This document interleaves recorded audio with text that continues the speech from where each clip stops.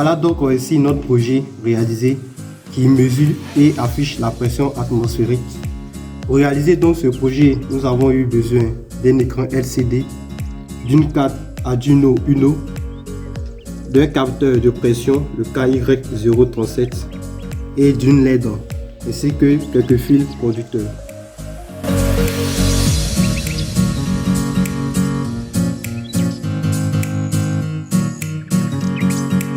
Donc ici, je vais brancher notre carte Arduino sur notre plaquette d'essai. Je prends la broche en 5 volts, c'est-à-dire le VCC. Je la mets sur le plus de la plaquette. Ensuite, le JND, c'est-à-dire la masse, sur le moins de la plaquette d'essai.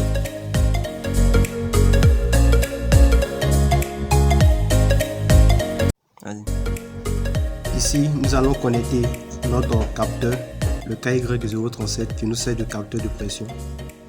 Ici, nous voyons bien la sortie AO, qui est notre sortie analogique. Ensuite, la sortie G, qui est le JND, la borne plus, et la sortie OD, qui est notre sortie digitale. Donc, je vais connecter la sortie AO sur le AO, c'est-à-dire la sortie analogique de notre Arduino. Ensuite, la broche G sur le GND de l'Arduino, c'est-à-dire sur la borne moins au niveau de notre plaquette d'essai. Ensuite, la broche plus sur la borne plus de notre plaquette d'essai. Et la dernière sortie, c'est-à-dire la sortie digitale, ici dans notre projet nous n'allons pas l'utiliser, donc il ne sera pas connecté. Donc ici nous allons brancher donc notre écran LCD qui utilise un module I2C. Ce module nous permettra de réduire le nombre de broches à 4. Donc nous allons passer au brochage. Notre GND sur le LCD sera branché sur la masse au niveau de notre plaquette d'essai. La sortie VCC branchée sur la borne plus de notre plaquette d'essai. La sortie SDA que nous allons brancher sur la sortie A4 de notre Arduino. Et enfin, la sortie SCL qui sera branchée sur la sortie A5 de notre Arduino.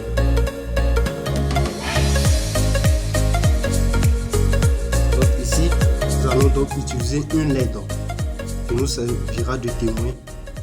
Ça nous permettra de savoir si notre capteur reçoit véritablement le signal. La LED, elle est polarisée. Là, une borne plus représentée par la plus longue et une borne moins représentée par la plus courte. Nous allons donc placer notre LED sur notre plaquette d'essai.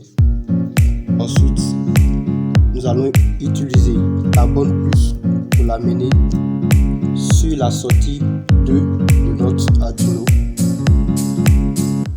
Ensuite, pour limiter les dégâts au niveau de la LED, nous allons placer donc une résistance entre la LED et la masse. Donc, nous plaçons la résistance. Nous utilisons ici une résistance de 1 kΩ. La résistance. Voilà. Donc, nous allons tirer donc pour l'amener au niveau de la masse, c'est-à-dire le moins sur notre plaquette d'essai. Voilà donc la LED ainsi branchée. Voilà, donc voici ici notre code qui nous permettra de mettre en marche notre système. Et nous utilisons la sortie analogique. Voilà, on initialise dans cette partie notre écran LCD avec le module I2C. Ici, nous allons afficher sur l'écran LCD un stick, un B. Et là, nous allons afficher la valeur, c'est-à-dire la pression reçue par notre capteur en unité de pression. Dans cette partie, nous allons utiliser donc une condition sur la valeur reçue par le capteur. Si cette valeur dépasse 600, notre LED témoin est censé s'allumer pour indiquer que réellement notre capteur reçoit une pression. Pour cela, nous allons donc calibrer notre capteur à une valeur sensiblement égale à 599, très proche de 600, de sorte qu'une fois le capteur recevra une pression, la LED puisse s'allumer. Voilà. Donc nous allons téléverser le code.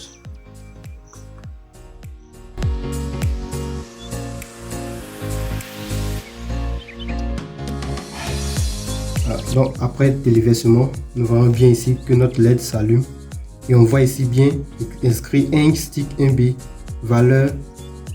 La valeur ici affichée est la valeur par défaut. Voilà. On voit bien que cette valeur est approximativement égale à 599. Dans notre code, nous avons mis une valeur par défaut 600, de sorte que lorsque le capteur reçoit une pression qui dépasse la valeur 600, notre LED témoin puisse s'allumer pour indiquer que notre capteur reçoit vraiment un signal. Donc nous allons envoyer un signal.